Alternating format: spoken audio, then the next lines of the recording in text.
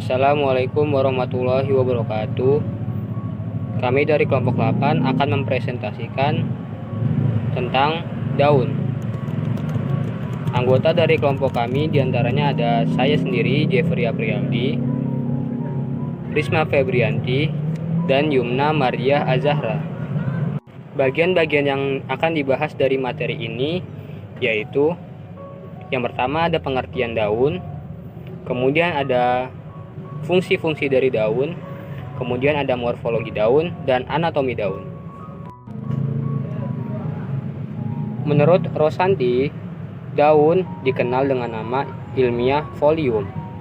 Daun merupakan salah satu bagian penting dari tanaman karena memiliki klorofil atau zat hijau daun yang menjadi salah satu unsur utama dalam proses fotosintesis pada sebagian besar tumbuhan menurut Ratnasari. Adapun fungsi dari daun yaitu menyimpan cadangan makanan, mengambil zat-zat makanan atau reabsorpsi, pengolahan zat-zat makanan atau proses fotosintesis, penguapan atau transpirasi, dan pernapasan atau respirasi. Selanjutnya kita masuk ke morfologi daun. Daun yang lengkap terdiri atas pelepah daun, tangkai daun, dan helai daun.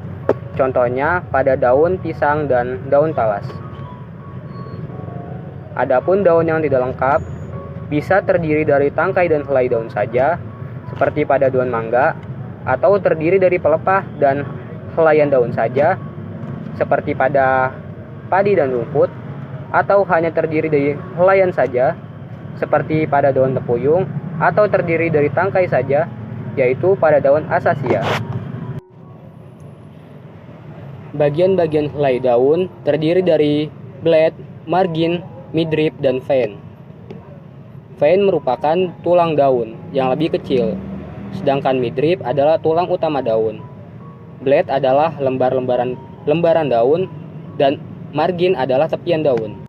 Jenis-jenis susunan tulang daun terdiri atas daun menyirip, menjari, melengkung, dan sejajar. Pada tulang daun menyirip, tulang daun akan berbentuk seperti sirip tulang pada ikan, contohnya pada daun gembolo. Pada tulang daun menjari, tulang daun akan keluar dari tangkai daun dan membentuk seperti jari, contohnya pada daun pepaya. Pada daun melengkung, tulang daun melengkung dan bagian pangkal dan ujung daunnya akan menyatu, contohnya pada daun genjer. Pada daun sejajar, tulang daun akan berbentuk lurus dan sejajar dan terdapat tulang daun utama yang sangat besar. Contohnya pada tumbuhan padi dan rumput-rumputan.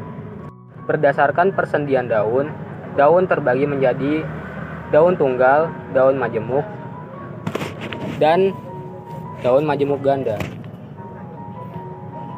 Pada daun tunggal, hanya memiliki satu helaian daun pada setiap tangkainya, contohnya pada padi dan tebu. Pada daun majemuk, pada tangkai utamanya terdapat percabangan, dan di cabang itulah akan muncul helaian daun, contohnya pada daun tomat. Pada daun majemuk ganda, tangkai utama akan bercabang dan pada percabangan itu akan bercabang lagi, dan di cabang yang kedua itulah akan muncul helaian daun. Contohnya pada daun Mimosa pudica. Selanjutnya ada tata letak dari daun yang terbagi menjadi 5, yaitu ada yang berhadapan, spiromostik, spiral, berhadapan bersilang, dan berkarang. Contohnya itu seperti yang terlihat pada gambar-gambar yang tertera pada PPT. Kemudian ada modifikasi daun. Modifikasi daun terbagi menjadi beberapa. Yang pertama itu ada spina, yang kedua ada bulbus yang merupakan pelepah daun yang fungsinya ini untuk menyimpan cadangan makanan. Batang pada tumbuhan tersebut sangat kecil yang disebut sebagai subang atau cakram. Contohnya ini ada pada Allium cepa. Ketiga ada daun penangkap serangga atau piala yang merupakan helaian daun yang fungsinya ini sebagai alat penangkap serangga. Contohnya itu ada pada kantong semar. Keempat, ada daun gelembung atau disebut dengan utricula yang merupakan daun yang termodifikasi pada dua sisi helaiannya dari ibu tulang daun yang dapat otomatis menangkap serangga. Contohnya itu pada tumbuhan Venus. Kelima, ada cirrus, yaitu bagian daun yang fungsinya untuk melilitkan tubuh untuk memanjat. Contohnya itu pada tanaman Gloriosa superba. Keenam, ada daun semu atau disebut dengan Phyllodia, yaitu daun yang tidak memiliki helaian dan hanya dari tangkai daun yang lebar. Contohnya itu ada pada daun semu akasia. Dan yang terakhir itu ada leaf lux yang merupakan modifikasi yang fungsinya itu untuk memanjat. Lalu selanjutnya ada alat pelengkap daun. Alat pelengkap daun ini terbagi menjadi 3 seperti yang terlihat pada PPT.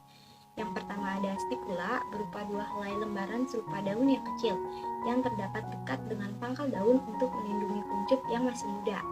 Lalu yang kedua ada selaput bumbung berupa selaput tipis yang menyerupai pangkal suatu ruas batang. Jadi terdapat di atas suatu tangkai daun.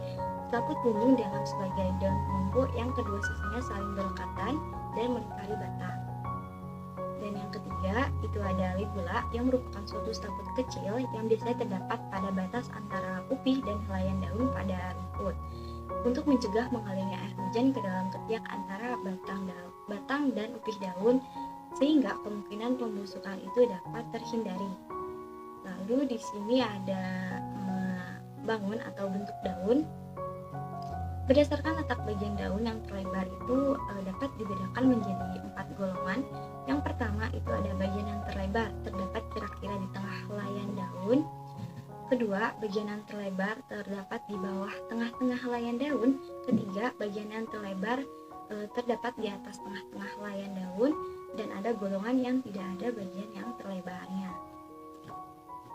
Di sini ada ujung daun atau apex yang terbagi menjadi 7, yaitu ada acutus, acuminatus, obtusus, rotundatus, lalu ada truncatus di mana ujungnya tampak garis rata, lalu ada retusus di mana ujung daun memperlihatkan lekukan, dan terakhir itu ada yang berduri disebut dengan pronatus. Selanjutnya ada susunan tulang daun. Berdasarkan ukuran, tulang daun itu dapat dibedakan menjadi ibu tulang atau disebut dengan costa, tulang-tulang cabang disebut dengan nervus lateralis, dan urat-urat daun yang disebut dengan vena. Dari bagian-bagian daun tersebut terbentuk suatu susunan yang berbeda-beda. Ada yang menyirip yang disebut dengan pedinervis, ada yang menjari disebut dengan palminervis, ada yang melengkung disebut dengan serpinervis, serta ada yang bertulang sejajar atau lurus, ini disebut dengan rectinervis. Lalu ada tepi daun yang terbagi menjadi beberapa, yaitu ada yang rata atau disebut dengan integer, ada yang bertoreh disebut dengan divisus dengan sinus toreh, dan angulusnya itu dengan toreh yang merdeka. Lalu ada yang bergerigi disebut dengan dentatus dengan sinus dan angulusnya yang lancip. Sedangkan yang bergerigi ganda ini atau disebut dengan biseratus adalah daun yang bergerigi tetapi angusnya ini cukup besar dan tepinya itu bergerigi lagi. Lalu ada yang beringgit atau disebut dengan krenatus yang merupakan kebalikan dari bergerigi, sinusnya tajam serta angusnya itu tumpul. Dan ada yang berombak atau disebut dengan repanus di mana sinus dan angusnya itu tumpul. Pangkal daun. Yang pertama itu tepi daun, tidak pernah bertemu terpisah oleh pangkal ibu tulang atau ujung tangkai daun seperti runcing, tumpul, membulat, rompang atau rata, dan berlekuk. Kedua, tepi daun bertemu dan berdekatan satu sama lain. Terdapat 2 tipe. Yang pertama, pertemuan tepi daun pada pangkal terjadi pada sisi yang sama terhadap batang sesuai letak daun pada batang. Yang kedua, pertemuan tepi daun terjadi pada sisi seberang batang yang berlawanan atau berhadapan dengan letak daunnya. Biasanya pangkal daun yang membulat. Anatomi internal daun. Terdapat epidermis, mesofil, dan tulang daun. Epidermis merupakan bagian keluar dari bagian daun yang berfungsi untuk melindungi bagian yang ada di dalamnya. Modifikasi dari epidermis dapat berupa yang pertama somata. Somata merupakan bagian dari epidermis yang berfungsi untuk respirasi sel daun. Somata memiliki beberapa tipe, diantaranya A. Anomositik, B. anisositik, C. Parasitik, D. diasitik, E. actinositik, F. siklositik. Kedua, kutikula. Kutikula merupakan modifikasi epidermis yang berada di paling luar. Fungsi dari kutikula adalah untuk memperlambat kehilangan air dari daun. Yang ketiga, trikoma. Trikoma merupakan rambut-rambut yang tumbuh berasal dari sel epidermis yang bentuk susunan dan fungsinya itu berbeda. Trikoma pada epidermis sering terdapat pada alat tambahan baik unisel maupun multisel, yaitu trikoma yang memiliki struktur yang lebih padat seperti tonjolan, kelenjar maupun duri. Trikoma salah satu alat tumbuhan atau derivat dari jaringan epidermis yang banyak ditemukan di tulang belayan daun. Mesofil. Mesofil merupakan jaringan pada daun selain epidermis dan tulang daun. Dinamakan mesofil karena letaknya di bagian tengah antara epidermis atas dan epidermis bawah. Parenkim dapat dibedakan dalam dua macam bentuk, yang itu pertama parenkim palisade atau parenkim pagar yang tersusun rapat berjajar seperti pagar, dan parenkim bunga karang spone yang berbentuk cuping dengan banyak ruang antar sel. Parenkim pagar dapat terdiri dari satu lapis sel atau beberapa lapis sel. Jumlah klorofil pada parenkim pagar jauh lebih banyak dibanding dengan klorofil pada parenkim bunga karang. Fotosintesis terutama terjadi pada jaringan ini.